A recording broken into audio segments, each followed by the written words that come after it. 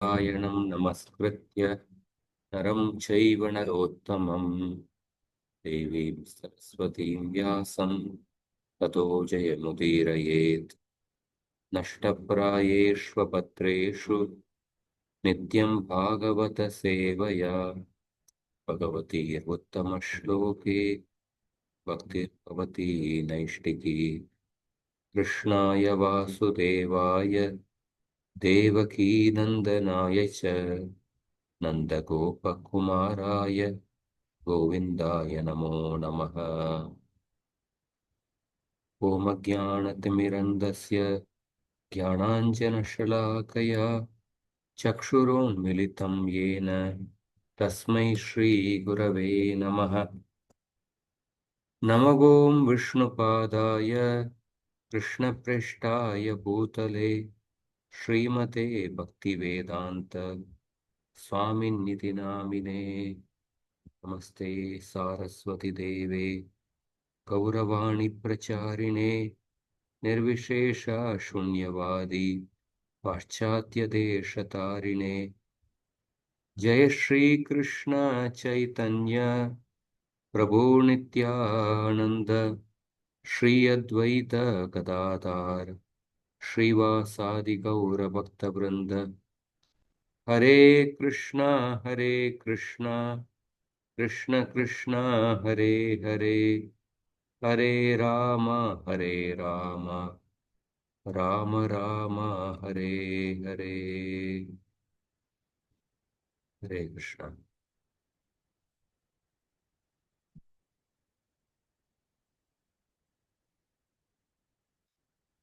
ஒரு கருத்து போன வகுப்பை பத்தி ஜன்மைஸ்வர்ய ஸ்ருதஸ்ரீவிர் ஏதமான மதப்புமான் நைவார்கத்யபிதாத்தும் வை துவாமகிஞ்சன கோச்சரம்.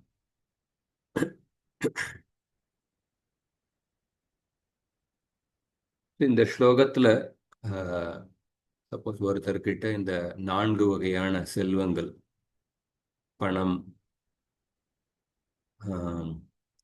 சாஸ்திர புலமை, அழகு அல்லது உயர்ந்த குலத்தில் உள்ள பிறப்பு, இப்ப ஒருத்தர்கிட்ட ஒரு பக்தர்கிட்ட இருக்கும் பொழுது இதை இந்த அதனால் இருக்கிறதுனால அந்த பக்தர் கர்வம் உடையவர் அப்படின்னு கிடையாது.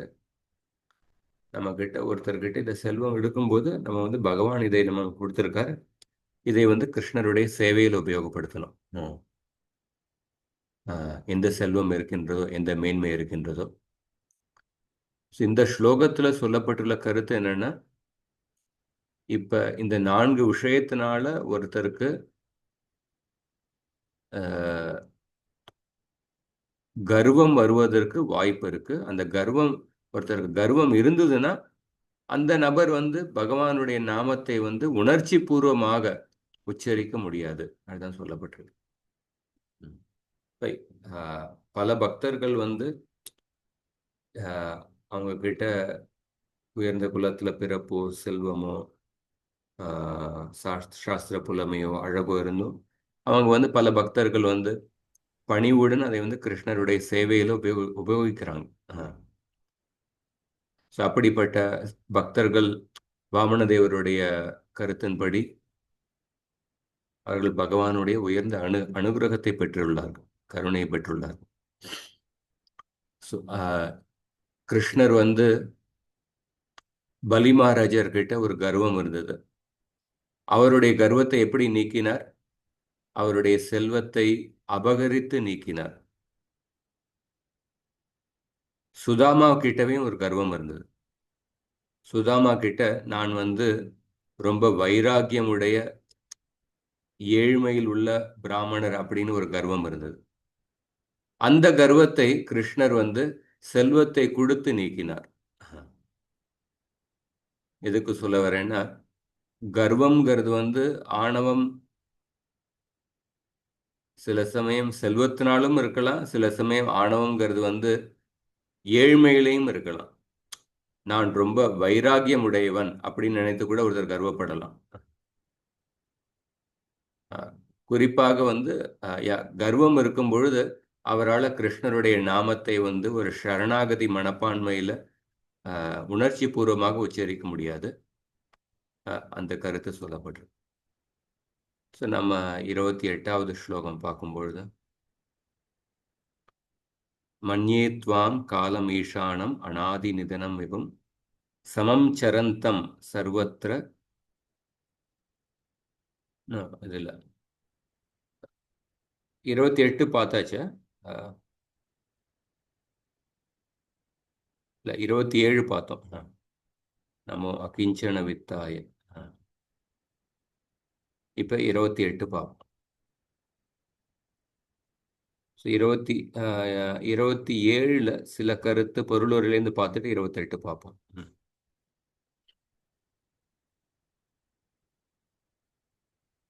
27 நம்ம முழுமையாக பார்த்தாச்சு. 28 ஆரம்பம். 28 என் பின்னாடி சொல்லுங்க.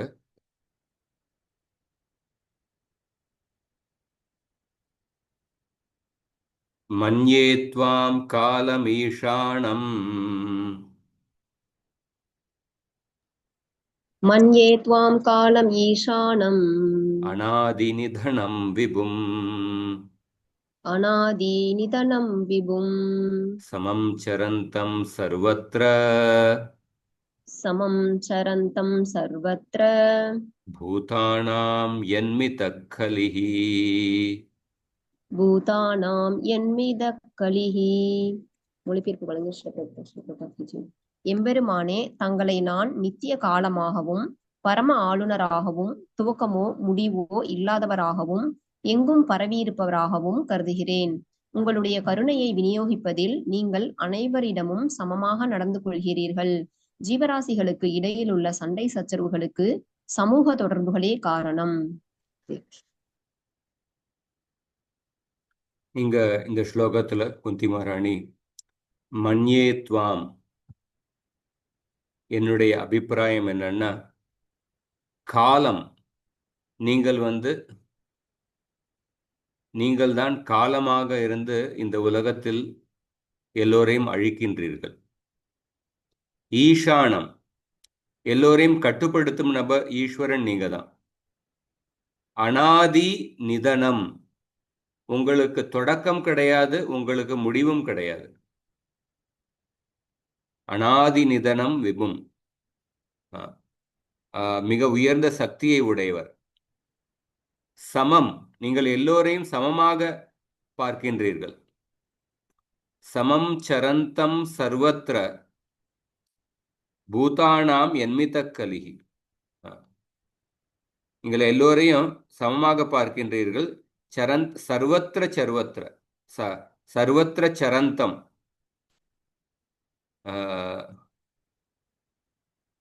நீங்கள் எல்லோருடைய மனசிலையும் பரமாத்மாவாக இருந்து கொண்டு இருக்கின்றீர்கள். பூதானாம் என்மித கலிஹி, பூதானாம் என்மித கலிஹினா உங்ககிட்ட பல முரண்பட்ட குணங்கள் இருக்கின்றன.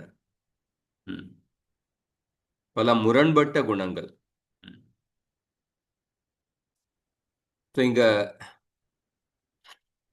இந்த ஸ்லோகத்துல குந்தி மகாராணி கிருஷ்ணருடைய பல குணங்களை வர்ணிக்கின்றார். காலம் ஈஷானம் அநாதிநிதனம் விபும் சமம் சரந்தம் சர்வத்திர பூதானாம் என்மித கலிஹி. ஸோ காலம் அப்படின்னு பார்க்கும் பொழுது பகவான் கால ரூபத்தில் இருந்து கொண்டு பல பௌதிகவாதிகளுடைய செல்வத்தை, அவங்களுடைய பராக்கிரமத்தை தகுந்த சமயத்தில் அழிக்கின்றார். யார் ஒருத்தர் தன்னுடைய பக்தர்களை துன்புறுத்துகின்றார்களோ அவர் தன்னுடைய காலரூபத்தின் மூலமாக அவர்களுக்கு கிருஷ்ண தண்டனை கொடுக்கின்றார். ஆனா அதே சமயத்துல சமம், பகவான் எல்லோரையும் சமமாக பார்க்கின்றார். எப்படி கீதையில ஸ்லோகம் வருது, சமோகம் சர்வபூதேஷு நமே துவேஷ்யோஸ்தி ந பிரியஹ ஏ பஜந்தி துமாம் பக்தியா மயுதே தேஷு சாப்பியகம். கிருஷ்ணர் எல்லோரிடத்திலையும் சமமாக இருக்கின்றார். அதே சமயத்தில் தன்னுடைய பக்தர்களுக்கு ஒரு விசேஷமான கருணை கொடுக்கின்றார்.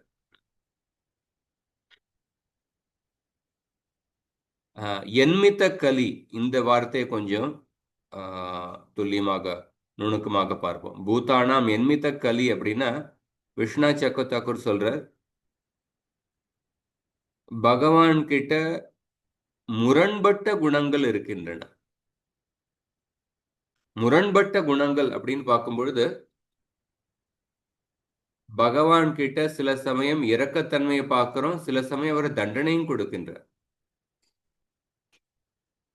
அவர்கிட்ட எல்லோரையும் சமமாக பார்க்கின்ற அந்த குணத்தையும் பார்க்கின்றோம். அதே சமயத்துல பகவான் தன்னுடைய பக்தர்களுக்கு விசேஷமான ஒரு கருணையும் கொடுக்கின்றார். பார்ஷியாலிட்டி, பாரபட்சம், பக்தர்களிடத்தில் பாரபட்சத்தை காண்பிக்கின்றார். அப்ப இது ரெண்டும் முரண்பாடான குணங்கள். அதனாலதான் பூத்தானா மென்மித்த கலி பகவான் கிட்ட முரண்பாடான குணங்களினுடைய இருப்பிடம் அப்படின்னு குந்தி மகாராணி சொல்றாங்க. பொதுவாக ஒருத்தர் எல்லோரையும் சமமாக பார்த்தாருன்னா அவர்கிட்ட பாரபட்சம் இருக்கார். ஆனா பகவான் கிட்ட இந்த மாதிரி முரண்பாடான குணங்களுடைய இருப்பிடம். பகவான் கிட்ட அப்படிப்பட்ட குணம், தன்னுடைய அச்சிந்திய சக்தி மூலமாக அவர் முரண்பாடான குணங்களை வெளிப்படுத்துகின்றார். இதற்கு ஒரு உதாரணம் பார்த்தோம்னா 3வது ஸ்கந்தம் 4வது அத்தியாயத்துல உத்தவர் கிருஷ்ணரை புகழ்ந்து பேசுறார் 2 ஸ்லோகத்துல. கர்மான் அனீகஸ்ய பவோ பவஸ்யதே துர்காஸ்ரயோ தாரி பயாத் பலாயனம் காலாத்மனோ யத் பிரமதா யுதாஸ்ரம ஸ்வாத்மன் ரதே கித்யதி தீர் விதாமிக. உத்தவர் சொல்ற, நீங்க உங்களுடைய மனசுக்குள்ள எந்த ஒரு பௌதிக ஆசைகள் கிடையாது. ஆனா அப்படி இருந்தாலும் நீங்க உங்களுடைய கிரகஸ்த ஆசிரமத்தினுடைய வாழ்க்கையில நீங்க பல யாகங்களை செய்தீர்கள், பலநோக்கு செயல்களில் நீங்க ஈடுபட்டீர்கள். ஆனா உங்ககிட்ட இந்த ஆசை எதுவும் கிடையாது. உங்களுக்கு நீங்கள் பிறப்பற்றவர். ஆனா அப்படி இருந்தாலும் நீங்கள்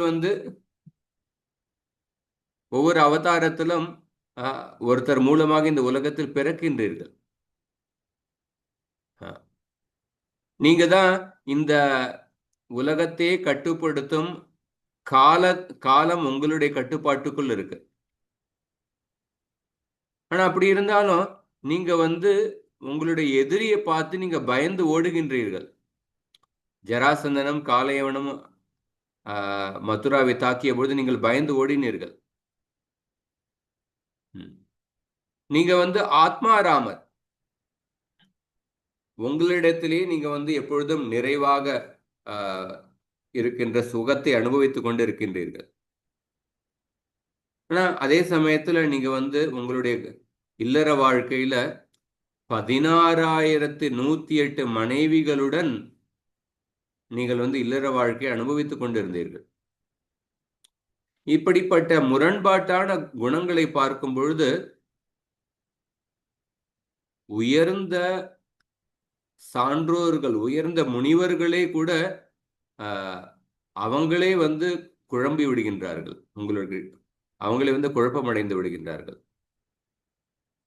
மந்த்ரேஷு மாம் வா உபகூய யத்வம் அகுண்டிதா கண்ட சதாத்ம போத பிருச்சே பிரபு முக்த இவா பிரமத்தஸ் தன்னோ மனோ மோகயதீவ தேவ. மேலும் உத்தவர் சொல்றார், உங்களுக்கு கடந்த காலம், நிகழ்காலம், எதிர்காலம் எல்லாமே தெளிவாக தெரியும். உங்களுடைய ஞானத்துக்கு உங்களுடைய அளவற்ற ஞானத்தை எதுவும் கட்டுப்படுத்த முடியாது. அப்ப நீங்க வேறு யாரைக்கிட்டையும் ஆலோசனை கேட்க வேண்டிய அவசியமே இல்லை. ஏன்னா உங்களுக்கு எல்லா விஷயமும் முழுவதுமாக தெரியும். ஆனா அப்படி இருந்தாலும் நீங்க பல சமயம் என்னிடத்தில் நீங்க ஆலோசனை கேட்டீர்கள். இந்த சமயத்துல எந்த முடிவை எடுக்க வேண்டும் அப்படின்னு பல சமயத்துல நீங்க குழப்பமடைந்த நபர் மாதிரி காண்பித்து கொண்டு என்னிடத்தில் ஆலோசனை கேட்டீர்கள். உங்களுடைய இந்த செயலை பார்க்கும் பொழுது எனக்கே ஒரு குழப்பம் ஏற்படுகின்றது. அப்படி உத்தவர் இந்த 2 ஸ்லோகத்துல கிருஷ்ணர் எப்படி முரண்பாடான குணங்களுடைய இருப்பிடம் அப்படின்னு உத்தவர் வர்ணிக்கின்றார். அதைத்தான் இங்க குந்தி மகாராணி பூதானாம் என்மித கலி அப்படின்னு சொல்றான். பிரபுபாதரும் பார்த்தோம்னா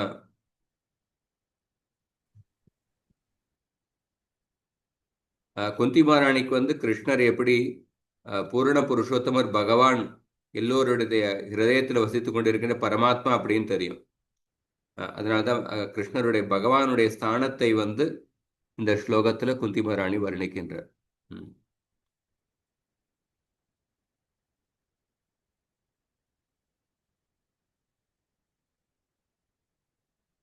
அடுத்த ஸ்லோகம். நவேத கஷ்சித் பகவாம்ஸ்சிகீர்ஷிதம்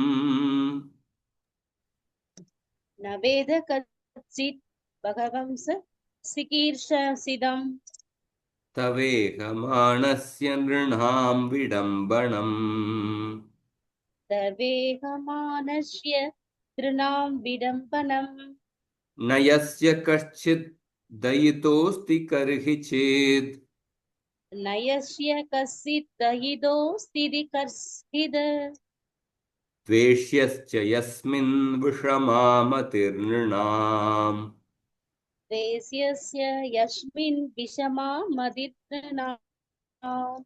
மொழிபெயர்ப்பு வழங்கிய ஸ்ரீ பிரபுபாதைக்கு ஜெய்.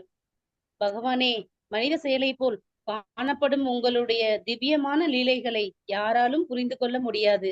எனவே அவை வழி தவற செய்கின்றன.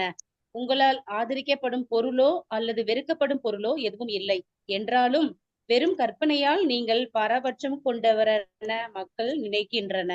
ஹரே கிருஷ்ணா பிரபு. நவேத கஷ்சித் பகவம் சிகீர்ஷிதம்.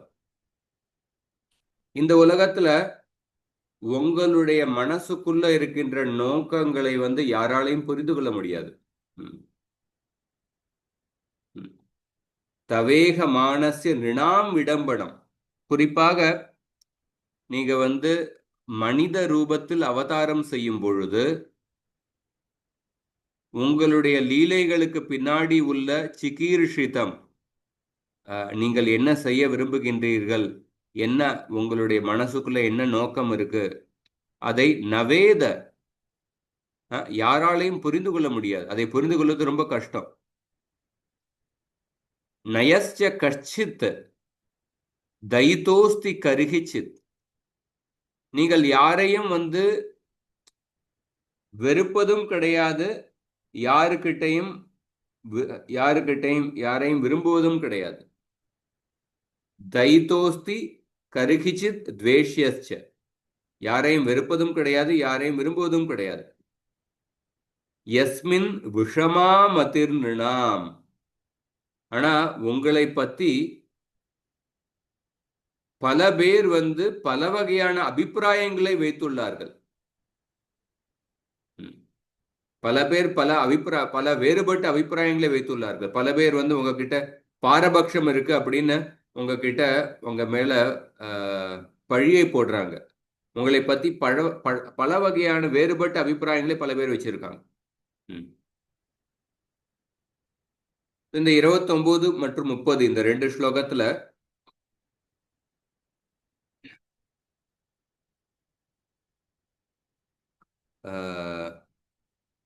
எப்படி பகவானுடைய லீலை, பகவானுடைய பர்சனாலிட்டி, அவரை பத்தி வேறுபட்ட அபிப்பிராயங்கள் இருக்கு. அதை ஒரு சாதாரண மனிதனால பகவானுடைய நோக்கங்களை சரியாக புரிந்து கொள்ள முடியாது. அந்த மாதிரி கருத்துக்கள் சொல்லப்பட்டிருக்கு. நவேத கஷ்சித் பகவம் சிகீர்ஷிதம். யாராலையும் உங்களுடைய திட்டம் என்ன அதை புரிந்து கொள்வது ரொம்ப கஷ்டம். 9வது அத்தியாயத்திலையும் பீஷ்மதேவர் ஒரு ஸ்லோகத்தை சொல்றார். நஹ்யஸ்ய கர்ஹிசித் ராஜன் புமான் வேத விதித்சிதம் யத் விஜிக்ஞாசயா யுக்தா முஹ்யந்தி கவயோபிஹி. பீஷ்மதேவர் பாண்டவர்கள் கிட்ட சொல்ல உபதேசத்துல பகவானுடைய திட்டங்களை புரிந்து கொள்வது ரொம்ப கஷ்டம். உயர்ந்த முனிவர்களை கூட அதை புரிந்து கொள்வதில் அவங்களே குழப்பமடைந்து விடுகின்றார்கள் அப்படின்னு சொல்லப்பட்டு. குறிப்பாக நீங்க மனித ரூபத்தில் அவதாரம் செய்யும் பொழுது உங்களுடைய திட்டம் என்ன, அதை யாராலையும் புரிந்து கொள்வது ரொம்ப கஷ்டம். இதுக்கு விஸ்வநாத் சக்கரவர்த்தி தாக்கூர் ஒரு உதாரணத்தை சொல்றார். எப்படி பகவான் கிட்ட பகவான் விருப்பு வெறுப்புக்கு அப்பாற்பட்டவர், அதற்கு ஒரு உதாரணத்தை சொல்றார். சூரியன் ஒரு சூரியகாந்த மணி அப்படின்னு ஒண்ணு இருக்கு. அந்த சூரியகாந்த மணிக்கு சூரியன் தன்னுடைய ஒளிக்கதிரை செலுத்தும் பொழுது அதுல தன்னுடைய குணங்களை அந்த சூரியகாந்த மணிக்கு கொடுக்கின்றது சூரியன். அதே சூரியன் குருடர்களிடத்தில் உதாசீனமாக நடந்து கொள்கின்றது. குருடர்கள் மேலேயும் சூரிய ஒளி படுகின்றது, ஆனால் அவர்களால அந்த எதையும் பார்க்க முடியாது குருடர்களால. அதே சூரியன் சக்கரவாக்க பறவைகள்னு இருக்கு. அந்த சக்கரவாக்க பறவைகள் சூரியன் உதிக்கும் பொழுது இந்த சக்கரவாக்க பறவைகள் ரொம்ப சந்தோஷப்படுகின்றன, ஆனந்தப்படுகின்றன. அந்த சக்கரவாக்க பறவைகளுக்கு உதவி செய்கின்றது. அதே சூரியன் திருடர்களுக்கு மற்றும் ஆந்தைகளுக்கு சூரியன் கஷ்டத்தை கொடுக்கின்றது. திருடர்கள் சூரியன் உதிச்சிட்டான், இப்ப நம்மளால நம்மளுடைய கொள்ளையடிக்கலாம் எதுவும் முடியாது. அப்ப சூரியன் திருடர்களுக்கு கஷ்டத்தை கொடுக்கின்றது, ஆந்தைகளுக்கு கஷ்டத்தை கொடுக்கின்றது. ஆனா இதெல்லாம் பார்க்கும் பொழுது சூரியன் இப்படி வேறுபட்டு பலவேறு நபர்கள் கிட்ட வேறுபட்டு நடந்து கொள்கின்றாரே, சூரியன் கிட்ட பாரபட்சம் இருக்கு அப்படின்னு ஒருத்தர் பழி போடலாம். ஆனா சூரியன் கிட்ட பாரபட்சம் கிடையாது. சூரியன் குருடர்களோ சரி, சூரியகாந்த மணியோ சரி, சக்கரவாக்க பறவைகளோ சரி, அல்லது திருடர்களோ சரி, எல்லோருக்கும் சூரியன் சமமான ஒளியைத்தான் கொடுக்கின்றது. அந்த குறிப்பிட்ட பதார்த்தம், அந்த குறிப்பிட்ட வஸ்துவு கிட்ட, அந்த குறிப்பிட்ட பொருள் கிட்ட இருக்கின்ற குணங்களுக்கு ஏற்றபடி அந்த குறிப்பிட்ட பொருள் சூரியன் எனக்கு உதவி செய்யவில்லை, சூரியன் எனக்கு உதவி செய்கின்றது அப்படின்னு அந்த நபர்கள் தங்களுடைய அவங்க கிட்ட இருக்கின்ற குணங்களுக்கு ஏற்றபடி அவங்க சூரியனை வேறுபட்டு பார்க்கின்றார்கள். ஆனா உண்மையில பார்த்தோம்னா சூரியன் எல்லோருக்கும் சமமான ஒளியைத்தான் கொடுக்கின்றார். இதே மாதிரி தான் பகவான் அப்படின்னு சொல்றார். பகவான் எல்லோரிடத்தில் சமமாகத்தான் நடந்து கொள்கின்றார். ஆனா பக்தர்கள் கிட்ட விசேஷமான இரக்கத்தை, அன்பை கொடுக்கின்றாரே அப்படின்னு ஒருத்தர் பார்க்கலாம். பகவான் பக்தர்களிடத்தில் விசேஷமான அன்பை தெரிவிக்கின்றார். ஆனா அதே சமயத்துல பகவான் அந்த விசேஷமான அன்பை யார்கிட்டையும் தெரிவிக்கிறதுக்கு தயாராக இருக்கின்றார். எந்த ஒரு நபர் பக்தராக ஆனாலும் அந்த நபர்கிட்ட தன்னுடைய விசேஷமான அன்பை தெரிவிக்கிறதுக்கு தயாராக இருக்கின்றார். அப்ப அந்த பாரபட்சம் அப்படிங்கிற கதவை கிருஷ்ணர் பாரபட்சம் இல்லாம எல்லாருக்காக திறந்து வைத்திருக்கின்றார். கிருஷ்ணர் தன்னுடைய பக்தர்கள் கிட்ட பாரபட்சமுடன் நடந்து கொள்கின்றார். ஆனா அந்த கிருஷ்ணர் Krishna has impartially opened the doors of partiality for everyone. கிருஷ்ணர் தன்னுடைய விசேஷமான அன்பை வந்து பாரபட்சம் இல்லாம எந்த ஒரு ஜீவாத்மாவுக்கும் கொடுக்கதற்கு தயாராக இருக்கின்றார். எந்த ஒரு ஜீவாத்மாவும் பக்தி பாதை கிடைக்கும் பொழுது கிருஷ்ணர் தன்னுடைய விசேஷமான அன்பை கொடுப்பது தயாராக இருக்கின்றார். அதனால ஒவ்வொரு நபரும் வந்து தங்க கிட்ட இருக்கின்ற குணங்களுக்கு ஏற்றபடி அவங்க வந்து பகவானை வெவ்வேறு கண்ணோட்டத்துல பாக்குறாங்க. அவங்க வந்து பகவான் எல்லோரிடத்துல சமமாக இருந்தாலும் அவங்க வந்து பகவான் வந்து பாரபட்சம் பார்க்கிறார் அப்படின்னு வந்து பல பௌதிகவாதிகள் விஷமா மதிர் நினாம் அவங்க வந்து கிருஷ்ணர் மேல பழியை செலுத்துகின்றனர். உதாரணத்துக்கு பாத்தீங்கன்னா பாகவதத்துல 7வது ஸ்கந்தம் எப்படி ஆரம்பிக்கிறதுனா பரீட்சித் மகாராஜருடைய கேள்வி. பரீட்சித் மகாராஜர் இந்த கேள்வியை தான் எழுப்புறார். ஏன் வந்து பகவான் வந்து எப்பொழுதும் தேவர்களுடைய பட்சத்தை எடுத்துக்கொள்கின்றார்? அவர் பாரபட்சம் பார்க்கிறார் போல இருக்கு.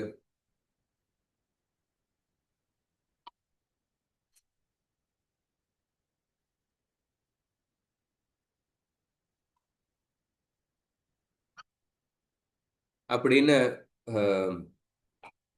பரீட்சித் மகாராஜர் கேட்கிறார்.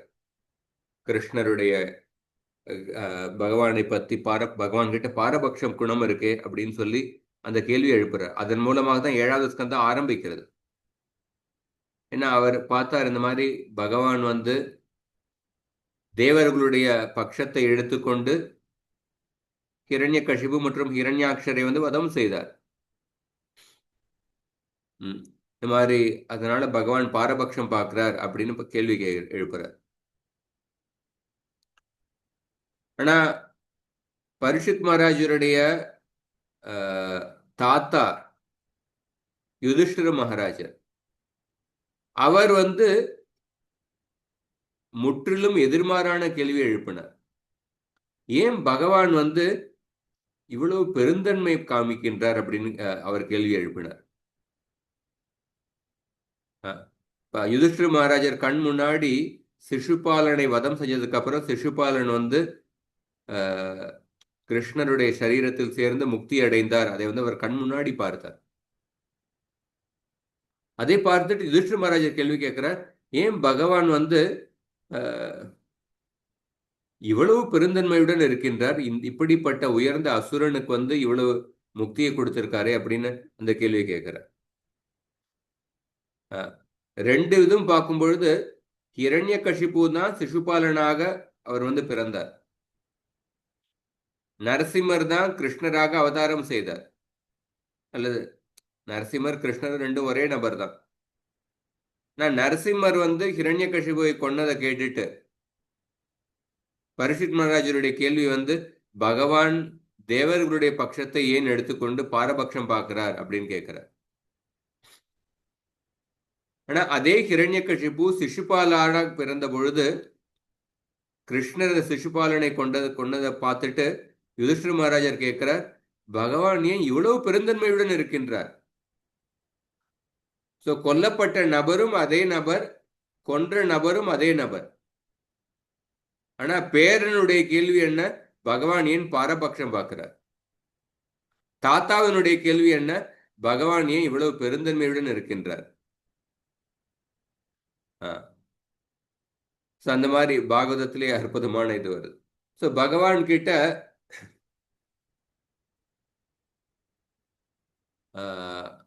பகவான் வந்து ஒருத்தர் கிட்ட பாரபட்சம் பாதை தெரியும் பொழுது அது வந்து சில பேரை தண்டிக்கின்ற, சில பேருக்கு இரக்க சுபாவத்தை காண்பிக்கின்ற. அது வந்து பகவானுடைய தவறு கிடையாது. அது ஒவ்வொரு ஜீவாத்மாவுடைய கர்மங்களுக்கு ஏற்றபடி அவர் வந்து அந்த இதை கொடுக்கின்றார். எப்படி ஒரு மாணவன் வந்து ஒருத்தருக்கு 30 மதிப்பெண் வருது, இன்னொருத்தருக்கு 70 மதிப்பெண் வருது. இந்த 30 மதிப்பெண் வாங்கின மாணவன் வந்து ஆசிரியர்கிட்ட கேட்கிற, எனக்கே இவ்வளவு 30 மதிப்பெண் தான் கொடுத்துருக்கீங்க, என் பக்கத்துல இருந்து படிச்சு அவனுக்கு வந்து 70 கொடுத்துருக்கீங்க. அப்ப ஆசிரியர் சொல்றாரு, நீங்க எவ்வளவு எழுதிருக்கீங்களோ அதுக்கு ஏத்தாப்புல தான் மதிப்பெண் கொடுத்துருக்கேன், அதுக்கு என் மேல ஏன் பழிய போடுறீங்க? அந்த மாதிரி பகவான் மேல பல பேர் பழிய போடுறாங்க.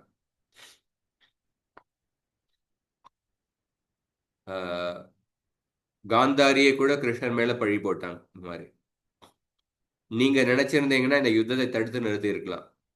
ஆனா நீங்க பாரபட்சம் பார்த்தீங்க. அதனால தான் நீங்க இந்த யுத்தத்தை தடுத்து நிறுத்தல. அதனால என்னுடைய வம்சமே அழிந்து விட்டது அப்படின்னு பல பேர் பகவான் மேலேயே பழிய போடுறாங்க. அதைத்தான் நயஸ்ய யஷ்மின் விஷமா மதிர்நினாம் அப்படின்னு குந்தி மகாராணி சொல்றான். அடுத்த ஸ்லோகம். ஒரு தடவை விஷ்ணுஜன் மகாராஜ் பிரபுபாதர் கிட்ட கேட்டார், நீங்க ஏன் அவ்வளவு மர்சி, அவ்வளவு கருணையை நீங்க இவ்வளவு கருணை என்கிட்ட கொடுத்திருக்கின்றீர்கள் அப்படின்னு கேட்டார். அல்லது நீங்க ஏன் எவ்வளவு கருணையை இந்த பக்தர்கிட்ட நீங்க விசேஷமான கருணை காண்பிக்கின்றீர்களே, ஏன், என்ன காரணம் அப்படின்னு கேட்டார். பிரபுபாதர் சொன்னார், நான் விசேஷமான கருணை கொடுக்கவில்லை, நீங்க உங்களுடைய ஸ்ரத்தையான சின்சியாரிட்டி, அந்த மனப்பான்மை மூலமாக அதை என்னுடைய கருணை ஏற்றுக்கொண்டீர்கள். என்னுடைய கருணை எல்லோருக்கும் சமமாக இருக்கு.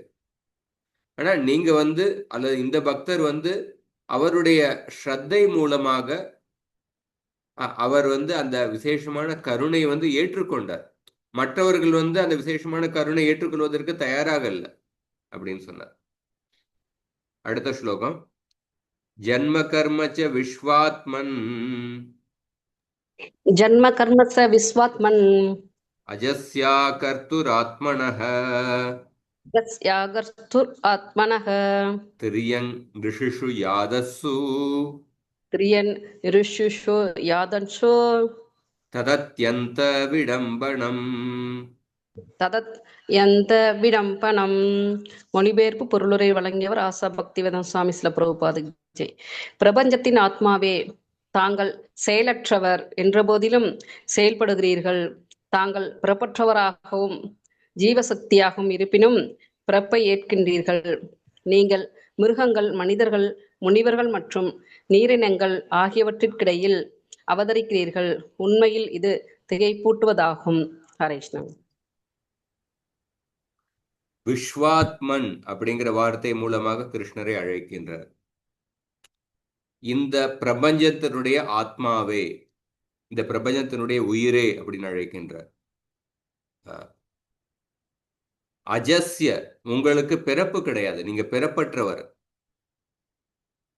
அகர்த்து, நீங்கள் எந்த கர்மங்களை செய்வது கிடையாது. அப்படி இருந்தாலும் ஜன்ம கர்மச்ச, நீங்கள் பிறப்பை எடுத்துக்கொள்கின்றீர்கள், இந்த உலகத்தில் பிறக்கின்றீர்கள். நீங்கள் பல கர்மங்களை செய்கின்றீர்கள். அஜஸ்ய அகர்த்து, நீங்க பிறப்பற்றவர், நீங்க கர்மங்களுக்கு அப்பாற்பட்டவர். அப்படி இருந்தாலும் இந்த உலகத்தில் பிறந்து நீங்க பல கர்மங்களை திரியன் ரீஷிசு யாதஷு, சில சமயம் ஒரு விலங்காக தோன்றி பல கர்மங்களை செய்கின்றீர்கள். நிரீஷிஷு, சில சமயம் மனிதர்களுடைய மத்தியில் தோன்றி பல கர்மங்களை செய்கின்றீர்கள். யாதசு, சில சமயம் நீர்வாழி உயிரினங்கள், மீன்கள் மத்தியில பிறந்து நீங்கள் பல கர்மங்களை செய்கின்றீர்கள். தத் அத்தியந்த விடம்பனம், இது அத்தியந்த விடம்பனம். உங்களுடைய இந்த லீலைகள் திகைப்பூட்டுகின்றன. அத்தியந்த விடம்பனம், மிக அதிகமாக ஆச்சரியத்தை, திகைப்பூட்டுகின்றன. உங்களுடைய லீலைகள் ரொம்ப அதிசயமாக இருக்கு. எல்லோரும் உங்களுடைய லீலைகளை பார்த்து பிரமித்து போகின்றனர்.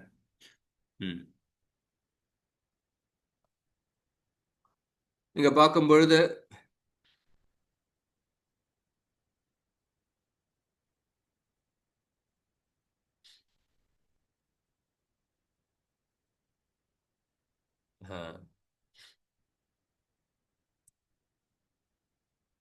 இதுல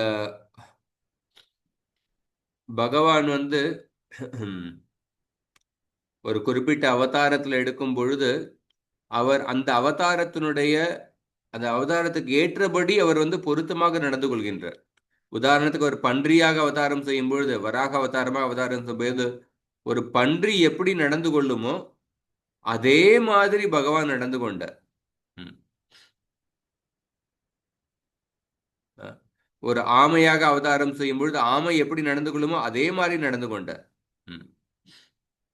அந்த மாதிரி பகவான் அந்த விலங்கு அல்லது மீன் அல்லது ஒரு மனிதன் மாதிரி அதே மாதிரி நடந்து கொள்ளும் பொழுது மக்கள் வந்து அந்த பகவானை ஒரு மனிதனாகவே நினைத்து விடுகின்றனர், ஒரு விலங்காகவே நினைத்து விடுகின்றனர். பகவானுடைய லீலைகள் வந்து எல்லோருக்கும் ஒரு திகைப்பை ஏற்படுத்துகின்றன, திகைப்பூட்டுவதாக இருக்கின்றது. தத் அத்தியந்த விடம்பனம். இந்த ஸ்லோகத்துல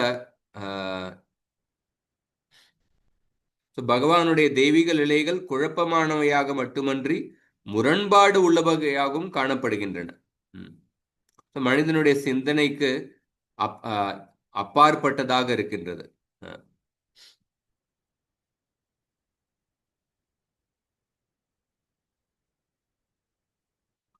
அடுத்த ஸ்லோகத்துல வந்து இப்படிப்பட்ட பகவானுடைய திகைப்பூட்டும் லீலைகளிலிருந்து ஒரு உதாரணத்தை குந்தி மகாராணி சொல்றாங்க.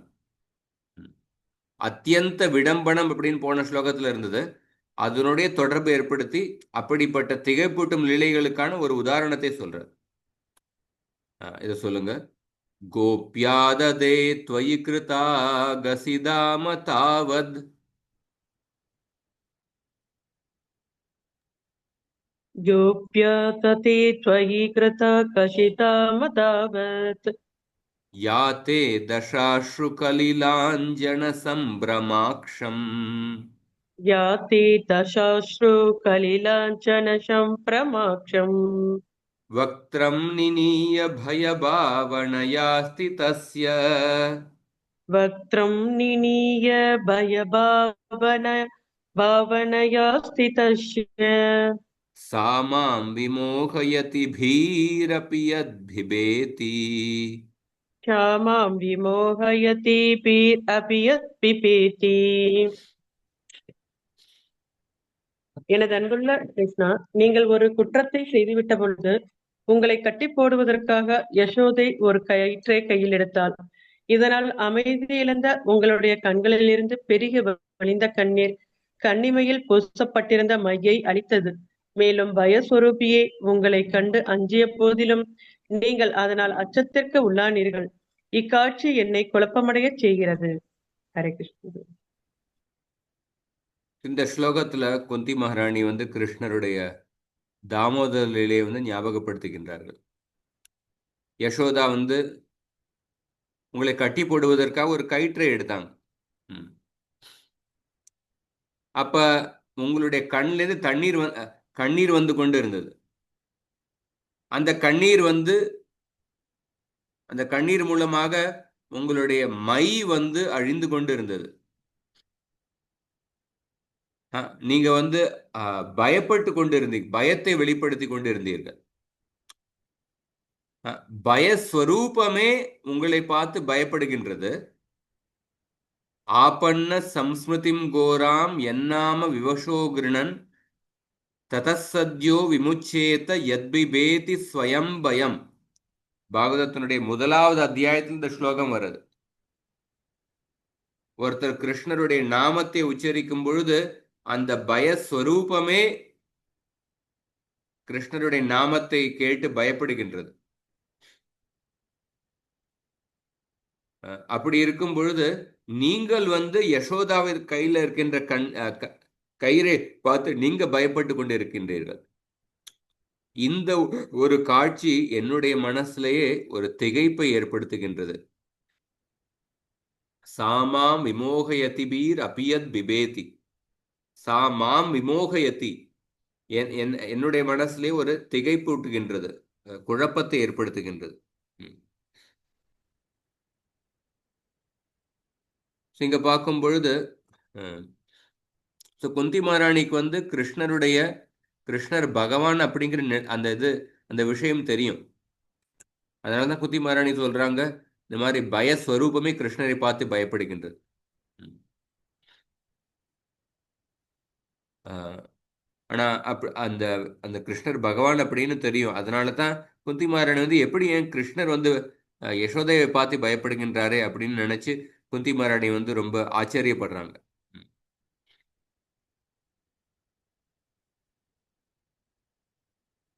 பாகவதத்துல பல இடத்துல சொல்லப்பட்டிருக்கு, மத்பயாத் வாதி வாத்தோயம் சூரியஸ்தபதி மத்பயாத் வருஷதீந்திரோ தகத்யக்னிர் மிருத்யுஸ்தபதி மத்பயாத்.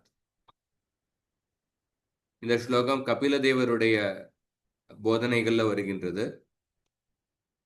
கபிலதேவர் சொல்றார், என்னை பார்த்து பயப்பட்டு தான் இந்த உலகத்தில் காற்று வீசுகின்றது.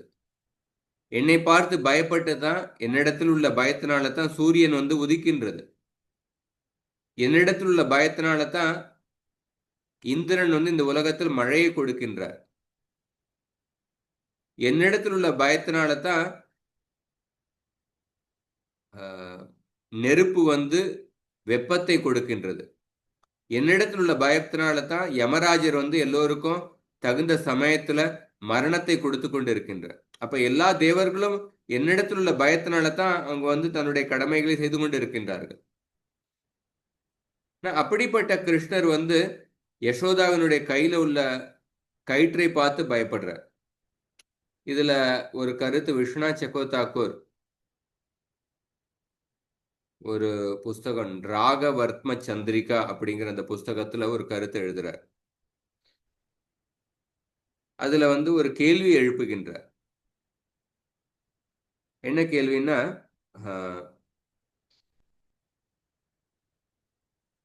கிருஷ்ணர் வந்து யசோதாவினுடைய கையில உள்ள கையை இந்த கயிறை பார்த்து பார்த்து பார்த்து கொண்டு இருக்கும்போது அவர் வந்து பயப்படுறார். அந்த சமயத்துல கிருஷ்ணர் வந்து அவருக்கு தான் கடவுள் அப்படிங்கிற விஷயம் தெரியுமா தெரியாதா? கிருஷ்ணர் யசோதாவை பார்த்து பயப்பட்டு ஓடுகின்றார் அல்லது கண்ணீர் விடுகின்றார். அப்ப வந்து கிருஷ்ணருக்கு வந்து நான் தான் பூர்ண புருஷோத்தம பகவான் அப்படிங்கிற விஷயம் தெரியுமா தெரியாதா அப்படின்னு ஒரு கேள்வி எழுப்புறார்.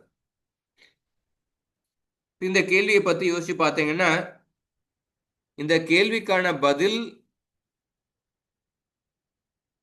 கிருஷ்ணருக்கு நான் பகவான் அப்படிங்கிற விஷயம் தெரியும் அப்படின்னு ஒருத்தர் சொல்றான்னு வச்சுங்களேன். அவருக்கு வந்து நான் பகவான் அப்படிங்கிற விஷயம் தெரியும் அப்படின்னு ஒரு பதில் சொன்னாருன்னா, இந்த பதில்னால என்ன என்ன ஒரு பிரச்சனைனா, அப்ப கிருஷ்ணருக்கு தான் பகவான் அப்படிங்கிற விஷயம் தெரியும். அப்படி இருந்தாலும் அவர் வந்து யசோதாவை பார்த்து பயப்பட்டார் அப்படின்னா, கிருஷ்ணர் வந்து வெறும் பயப்படுற மாதிரி நடித்து கொண்டு இருந்தார் அப்படிங்கிற அர்த்தம் வரும். தான் பகவான் அப்படின்னு தெரியும் பொழுது அவருக்கு வந்து அப்படி இருந்தாலும் அவர் வந்து யசோதையை பார்த்து பயப்பட்டார்னா அவர் வந்து வெறும் பயப்படுற மாதிரி நடித்து கொண்டு இருந்தார் அப்படிங்கிறது அந்த மாதிரி அர்த்தம் தான் வரும். அப்ப வந்து கிருஷ்ணருடைய லீலைகள் வந்து இது வந்து எப்படி ஒரு நாடகத்துல பல பேர் வந்து நடிக்கின்றார்களோ அதே மாதிரி கிருஷ்ணர் வந்து தன்னுடைய லீலைகளை வெறும் நடிக்கின்றார் அப்படின்னு ஆயிடும். கிருஷ்ணருடைய லீலைகள் வந்து ஒரு சினிமா நடிப்பு, நாடக நடிப்பு அப்படின்னு ஆயிடும். அல்லது இன்னொரு பட்சம் எடுத்துங்க, அந்த கிருஷ்ணர் வந்து யசோதாவை பார்த்து பயப்படும் பொழுது கிருஷ்ணர் நான் பகவான் அப்படின்னு அவருக்கு தெரியாது. கிருஷ்ணருக்கு நான் பகவான் அப்படிங்கிற விஷயம் தெரியாது அப்படின்னு ஒருத்தர் பதில் சொன்னாருன்னா, அப்ப இந்த பதில் வந்து என்ன பிரச்சனை ஏற்படுத்தும்னா, சாஸ்திரத்துல பல கூற்றுகள் இருக்கு, பல வாக்கியங்கள் இருக்கு. என்ன வாக்கியங்கள்? பகவான் எல்லாவற்றையும் அறிந்தவர், வேதாகம் சமதீதானி வர்த்தமானானி சார்ஜுன பவிஷ்யாணி ச பூதானி மாம் து வேதன கர்ச்சன. பகவான் எல்லாவற்றையும் அறிந்தவர், சர்வஜர் அப்படிங்கிற பல பல கூற்றுகள் இருக்கு. ஆனா இப்ப இப்ப பகவானுக்கு வந்து அந்த யசோதாவை பார்த்து பயப்படும் பொழுது நான் பகவான் அப்படிங்கிற விஷயம் அவருக்கு தெரியலன்னா அப்ப இப்படிப்பட்ட பல வகையான வாக்கியங்கள், சாஸ்திரத்தில் உள்ள வாக்கியங்கள் பொய்யாகிவிடும். இந்த வாக்கியங்கள் பொய்யாகிவிடும். அப்ப பொய்யாகி விட்டதுன்னா அப்ப கிருஷ்ணர் பகவான் கிடையாது அப்படின்னு ஆகிவிடும். அப்ப கிருஷ்ணர் பகவான் இல்லை அப்படின்னு ஆகிவிடுதுன்னா அப்ப கிருஷ்ணருடைய செயல்கள் எல்லாம் அது வந்து ஒரு மனிதனுடைய செயல்கள் அப்படின்னு ஆயிடும். இப்ப இப்ப எதுக்காக இது சொல்றேன்னா, இந்த விஸ்வநாத் சக்கோதாக்கூர் இந்த கருத்துக்களை சொல்றார். அப்ப விஸ்வநாத் சக்கோதார் என்ன சொல்றாருன்னா, கிருஷ்ணர் யசோதாவை பத்தி பயப்படும் பொழுது அவருக்கு நான் பகவான் அப்படிங்கிற விஷயம் தெரியுமா தெரியாதா அப்படின்னு கேள்வி எழுப்புறார். அவர் நான் பகவான் தெரியும் அப்படின்னு சொன்னா அந்த பதில் சொன்னோன்னா அதனாலையும் பிரச்சனை. அப்ப வந்து கிருஷ்ணர் வெறும் நடித்து கொண்டு இருந்தார், அவர் உண்மையா பயப்படல, வெறும் நடித்து கொண்டு இருந்தார் அப்படின்னு ஆயிடும். அவர் தான் பகவான் இல்லை அப்படின்னு தெரிஞ்சு நான் அவருக்கு தெரியாது அப்படின்னு சொன்னேன்னா, நான் பகவான் அப்படின்னு அவருக்கு தெரியாது அப்படின்னு சொன்னீங்கன்னா அப்ப சாஸ்திரத்தில் உள்ள பல வாக்கியங்கள் பொய்யாகிவிடும். அப்ப கிருஷ்ணர் பகவானே இல்லை அப்படின்னு ஆயிடும். இப்ப ரெண்டு பதிலையும் பிரச்சனை. அப்ப விஸ்வநாத் சக்கோதாக்கூர் என்ன பதில் சொல்றாருன்னா, என்ன கருத்து சொல்றாருன்னா, உண்மை என்னன்னா கிருஷ்ணர் அந்த தாமோதர லீலையில யசோதாவினுடைய கையில உள்ள குச்சியை பார்த்தோ யசோதாவினுடைய கையில உள்ள கயிற்றை பார்த்து கிருஷ்ணருடைய கண்ணிலிருந்து கண்ணீர் வருகின்றது, அவர் பயப்பட்டு கொண்டிருக்கின்றார். அந்த சமயத்துல கிருஷ்ணர் ஒரே சமயத்துல அவர் சர்வஜ்ய மற்றும் முக்ததா இந்த இரண்டு குணத்தையும் வெளிப்படுத்துகின்றார். அப்படின்னா என்ன அர்த்தம்னா, கிருஷ்ணருக்கு ஒரே சமயத்துல நான் பகவான் அப்படிங்கிற விஷயமும் தெரியும், அதே சமயத்துல அவர் வந்து தான் பகவான் அப்படிங்கிற விஷயத்தை மறந்தும் போயிட்டார். ரெண்டும் ஒரே சமயத்துல நடந்தது அப்படின்னு சொல்றார். கிருஷ்ணர் வந்து ஒரே சமயத்துல அவர் வந்து தான் பகவான் அப்படிங்கிற மறந்தும் போயிட்டார், மறந்தனால தான் அவர் வந்து பயப்படுகின்றார். ஆனா அதே சமயத்துல அவர் தான் பகவான் அப்படிங்கிற விஷயமும் தெரியும் அப்படின்னு சொல்றார். இது எப்படி விசித்திரமா இருக்கு! எப்படி ஒரே சமயத்துல அவர் நான் பகவான் அப்படின்னு அவருக்கு தெரியும், அது அவருக்கு அதை மறந்தும் போயிட்டார். எப்படி ஒரே சமயத்துல எப்படி இருக்க, எப்படி சாத்தியமா இருக்கும்? இது ரொம்ப முரண்பாட்டான கருத்தே அப்படின்னு ஒருத்தர் கேள்வி எழுப்பலாம். அதுக்கு விஸ்வநாத் சக்கோதாக்கர் பதில் சொல்றார், பகவான் கிட்ட அச்சிந்திய சக்தி அப்படின்னு ஒரு சக்தி இருக்கு. அச்சிந்திய சக்தினா நம்மளுடைய சிந்தனைக்கு அப்பாற்பட்ட சக்தி. அந்த அச்சிந்திய சக்தி மூலமாக பகவான் முரண்பாட்டான விஷயங்களை சாதித்து விடுகின்றார். எதை சாதிக்க முடியாதோ அப்படின்னா இப்படிப்பட்ட முரண்பாட்டான விஷயம், ஒரே சமயத்துல நான் பகவான் அப்படின்னு நினைத்து கொண்டு இருப்பது, அவரை அதே சமயத்துல தான் பகவான் அப்படிங்கிற மறந்து விடுவது, இதெல்லாம் சாதிக்கவே முடியாது.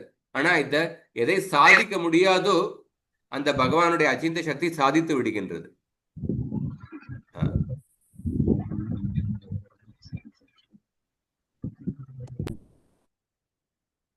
அந்த மாதிரி விஸ்வநாத் சக்கோதாக்கூர் இந்த பதிலை சொல்றார். அப்ப இப்படிப்பட்ட பதிலை கேட்கும் பொழுது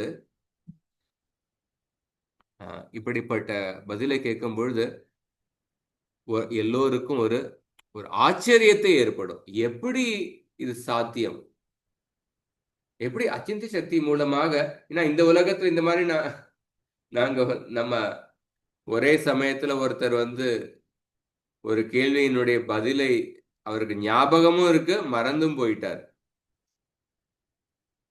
அப்படி இருக்க முடியுமா? கேள்விக்கு பதில் இருந்ததுன்னா அவர் பதில எழுதுவார், மறந்து போயிடுச்சுன்னா அவர் வந்து பதில எழுத மாட்டார். ஒரே சமயத்துல எப்படி ஒரு ஞாபகத்திலும் இருக்கு, மறந்தும் போயிட்டார். ஆனா பகவான் கிட்ட இந்த தன்னுடைய அச்சிந்த சக்தி மூலமாக ரெண்டையும் வெளிப்படுத்துகின்றார். ஸோ இப்படிப்பட்ட கருத்தை கேட்கும் பொழுது நம்மளுடைய மனசுலேயே ஒரு ஆச்சரியத்தை ஏற்படுத்துகின்றது. இப்போ பகவான் கிட்ட இருக்கின்ற அச்சிந்த சக்தியை நினைச்சு நமக்கு நம்மளுடைய மனசுல ஒரு ஆச்சரியத்தை ஏற்படுத்துகின்றது. இப்போ பிரபுபாதர் பக்தி ரசாமிர்த சிந்துல ஒரு ஒரு ஒரு இடத்துல எழுதுறார், நம்ம பகவானுடைய இப்படிப்பட்ட நம்மளை ஆச்சரியப்பட வைக்கின்ற அப்படி பகவான் கிட்ட இருக்கின்ற அச்சிந்த சக்தியை பத்தி நம்ம கேட்கும் பொழுது அப்ப நமக்கு பகவான் மேல உள்ள அன்பு வளருகின்றது. நமக்கு பகவானுடைய லீலைகளை பத்தி பகவானுடைய லீலைகளை நம்ம இன்னும் ஈடுபாட்டுடன் அதை பாராட்டுகின்றோம். பகவானுடைய லீலைகளை நல்லா அப்ரிஷியேட் பண்றோம். இப்படிப்பட்ட பகவானுடைய லீலைகளுக்கு பின்னாடி உள்ள இந்த தத்துவங்களை கேட்கும் பொழுது எப்படி பகவான் ஒரே சமயத்துல தான் பகவான் அப்படின்னு மறந்தும் விடுகின்றார், அதே சமயத்துல அவருக்கு நினைவுலையும் இருக்கு. தன்னுடைய அச்சித்த சக்தி மூலமாக இதை வெளிப்படுத்துகின்றார். இப்படிப்பட்ட தத்துவத்தை கேட்கும் பொழுது அப்பதான் அவருடைய லீலைகளை உண்மையாக நம்மளால பாராட்ட முடியும், அப்ரிஷியேட் பண்ண முடியும். அப்ப அந்த இப்படிப்பட்ட கிருஷ்ணருடைய லீலைகளுக்கு பின்னாடி இருக்கின்ற தத்துவத்தை கேட்பதன் மூலமாக நமக்கே பகவானுடைய லீலைகள் மேல ஒரு ஆச்சரியம் ஏற்படுகின்றது, பகவான் மேல ஒரு அன்பு வளருகின்றது. அப்படிப்பட்ட அன்புடன் பகவானுடைய லீலைகளை கேட்கும் பொழுது, அப்படிப்பட்ட ஒரு ஆச்சரியத்துடன் பகவானுடைய லீலைகளை கேட்கும் பொழுது அப்ப பகவான் ஒரு சாதாரண செயலை செய்யும் பொழுது கூட அது நம்மளுடைய மனசுல ஒரு ஆச்சரியத்தை ஏற்படுத்தும். பகவானோட சாதாரண செயல், ஒரு வெண்ணெயை திருடினார் அப்படின்னு அந்த ஒரு சாதாரண செயலை செய்யும் அதை கேட்கும் பொழுது கூட நம்மளுடைய மனசுல ஒரு உயர்ந்த ஆச்சரியத்தை ஏற்படுத்தும். பிரபுபாதர் எழுதுறார், ஒரு மனிதன் ரொம்ப பெரிய பதவியில் இருக்கின்ற நபர்,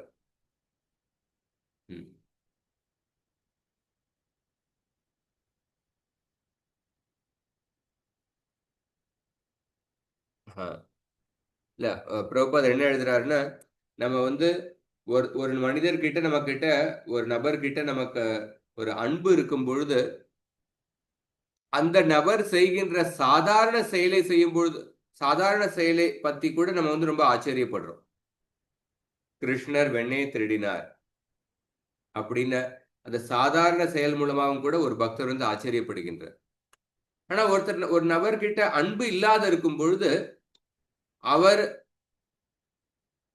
சில பராக்கிரமத்துடன் ரொம்ப ஒரு பெரிய சாதனை செஞ்சாலும் கூட அந்த நபர்கிட்ட அன்பு இல்லைன்னா அந்த சாதனையை நம்ம ஒரு சாதாரணமாகத்தான் பார்ப்போம். அப்ப அந்த பகவான் மேல ஒரு அன்பை வளருவதற்கு நம்ம பகவானுடைய லீலைகளுக்கு பின்னாடி இருக்கின்ற தத்துவங்களை நம்ம முதல்ல சரியா கேட்கணும், சித்தாந்தங்களை சரியாக கேட்கணும். எப்படி பகவான் ஒரே சமயத்துல தன்னுடைய அச்சிந்திய சக்தி மூலமாக அவருக்கு தான் பகவான் அப்படிங்கிற ஞாபகமும் இருக்கு, மறதியும் இருக்கு. இப்படி பகவானுடைய அச்சிந்திய சக்தியினுடைய பத்தி கேட்கும் பொழுது நமக்கு பகவான் மேல ஒரு ஆச்சரியத்தை ஏற்படுத்துகின்றது, பகவான் மேல ஒரு அன்பை ஏற்படுத்துகின்றது. அந்த அன்பு இருக்கும் பொழுது யாரிடத்தில் அன்பு இருக்கின்றதோ அந்த நபர் ஒரு சாதாரண செயலை செஞ்சாலும் கூட அந்த அன்பு இருக்கின்ற நபர்களுக்கு ஒரு மிக உயர்ந்த ஆச்சரியத்தை ஏற்படுத்தும். யார் மேல அன்பு இல்லையோ அந்த நபர் ஒரு பெரிய சாதனையை செஞ்சாலும் அது அந்த அன்பு இல்லாத நபர்கிட்ட எந்த ஒரு ஆச்சரியத்தை ஏற்படுத்தாது. அதனால இந்த கருத்து சிவராம மகாராஜர் ஒரு புஸ்தகத்தில் எழுதுறார், சுத்த பக்தி சிந்தாமணி அப்படின்னு ஒரு அருமையான புஸ்தகம். அதுல அவர் கடைசியில் என்ன கருத்து எழுதுறாருன்னா, நம்ம பகவானுடைய லீலைகளை கேட்கும் பொழுது அந்த லீலைகளுக்கு பின்னாடி இருக்கின்ற இந்த சித்தாந்தங்களை புரிந்து கொள்வது ரொம்ப முக்கியம் அப்படின்னு சொல்றார். சில சமயம் நம்ம லீலைகளை கேட்கிறோம், வெறும் கதையை மட்டும் சொல்லுங்கப்பா அப்படின்னு நம்ம கேட்குறோம். ஆனா எப்படி நம்ம லீலைகளை கேட்கும் பொழுது லீலைகளை கேட்க லீலைகளை கேட்கும் பொழுது அந்த லீலைகளுக்கு பின்னாடி இருக்கின்ற சித்தாந்தங்களை புரிந்து கொள்வது ரொம்ப முக்கியம் அப்படின்னு சொல்றார். ஏன்னா அந்த சித்தாந்தங்களை புரிந்து கொள்ளும் பொழுது எப்படி பகவான் தன்னுடைய அச்சிந்திய சக்தி மூலமாக ஒரே சமயத்துல முரண்பாட்டான குணங்களை வெளிப்படுத்துகின்றார். அப்படிப்பட்ட சித்தாந்தங்கள் பகவானுடைய அச்சிந்திய சக்தியை பற்றியான சித்தாந்தங்களை கேட்கும் பொழுது அப்ப பகவான் மேல ஒரு ஆச்சரியத்தை ஏற்படுத்துகின்றது, அன்பை ஏற்படுத்துகின்றது. அந்த அன்புடன் நம்ம பகவானுடைய லீலைகளை கேட்கும் பொழுது நம்ம பகவானுடைய ஒரு சாதாரண செயலை கூட நம்ம ஆச்சரியத்துடன் நம்ம ஆர்வத்துடன் கேட்போம். அதனால சிவராம் மகாராஜ் என்ன சொல்றாருன்னா, நம்ம கிருஷ்ண வெறும் கதைகளை மட்டும் கதைகளை கேட்கும் பொழுது அந்த அதே சமயத்துல கதைகளுக்கு பின்னாடி இருக்கின்ற சித்தாந்தங்களை கேட்பதற்கும் நம்ம ஆர்வத்தை வெளிப்படுத்தணும் அப்படின்னு சொல்ற. சைதன்ய சரிதாமிரதத்துல ஒரு ஸ்லோகம் வருது, கிருஷ்ண தத்துவ பக்தி தத்துவ பிரேம தத்துவ சார பாவ தத்துவ ரச தத்துவ லீலா தத்துவ ஆர. சைதன்ய மகாபிரபு ரூப கோஸ்வாமிக்கு என்னென்ன தத்துவங்களை சொல்லி கொடுத்தார்? கிருஷ்ண தத்துவம், பக்தி தத்துவம், பிரேம தத்துவம், பாவ தத்துவம், ரச தத்துவம், லீலா தத்துவம், இது எல்லாத்தையும் சொல்லி கொடுத்தார்.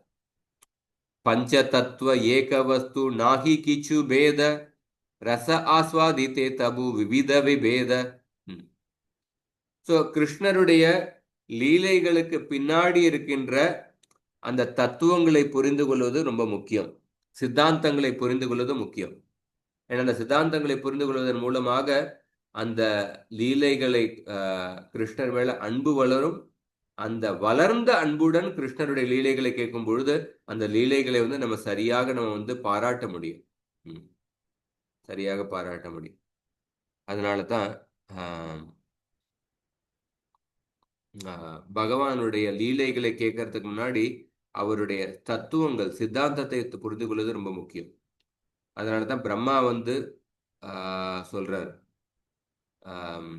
அஸ்யாபி தேவ வபுஷோ மதனுகிரகஸ்ய ஸ்வேச்சா மயஸ்ய நதுபூத மயஸ்ய கோபி நேஷே மகித்வவசித்தும் மனசாந்தரேன சாக்ஷாத் தவைவ கிமுதாத்ம சுகானுபூதே. 10.14.2. பிரம்மா சொல்ற, நான் கிருஷ்ணருடைய தத்துவத்தை பத்தி சரியாக புரிந்து கொள்ளாமல் அவருடைய லீலைகளை பத்தியே நான் பார்த்தேன். அவர் எப்படி தன்னுடைய நண்பர்கள் சாப்பிட்ட அந்த சாப்பாடை அவர் சாப்பிடுறார். அவருடைய தத்துவத்தை பத்தி சரியாக புரிந்து கொள்ளாமல் அவருடைய லீலைகளை பார்த்து நான் பரிசோதித்தேன். அதுதான் அவருடைய தத்துவத்தை புரிந்து கொள்ளாமல் அவருடைய லீலைகளை நான் பார்த்து பரிசோதித்தது. இதுதான் நான் செஞ்ச அபராதத்துக்கான காரணம் அப்படின்னு சொல்றேன். அதனால இந்த ஸ்லோகத்துல குந்தி மகாராணி ரொம்ப தன்னுடைய ஆச்சரியத்தை பகவானுடைய லீலைகள் எப்படி திகைப்பூட்டுகின்றன அதற்கு இந்த தாமோதர் லீலை எடுத்துக்காட்டா சொல்லியிருக்காங்க. அதுக்கப்புறம் அடுத்த ஸ்லோகத்திலிருந்து கிருஷ்ணர் இந்த உலகத்தில் தோன்றுவதற்கான காரணங்கள், பல காரணங்கள் சொல்லப்பட்டிருக்கு. அது 32வது ஸ்லோகத்தில் குந்தி மகாராணி சொல்ல போறாங்க. ஹரே கிருஷ்ண.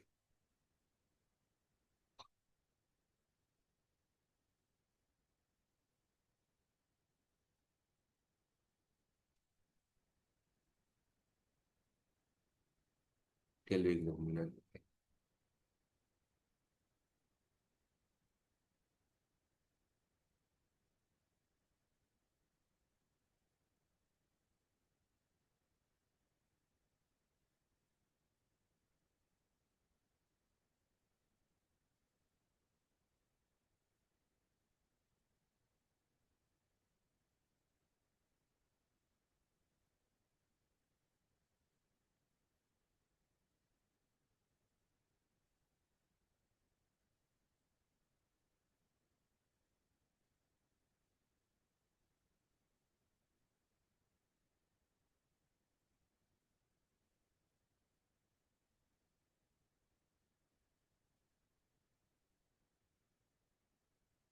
ஹரே கிருஷ்ணா.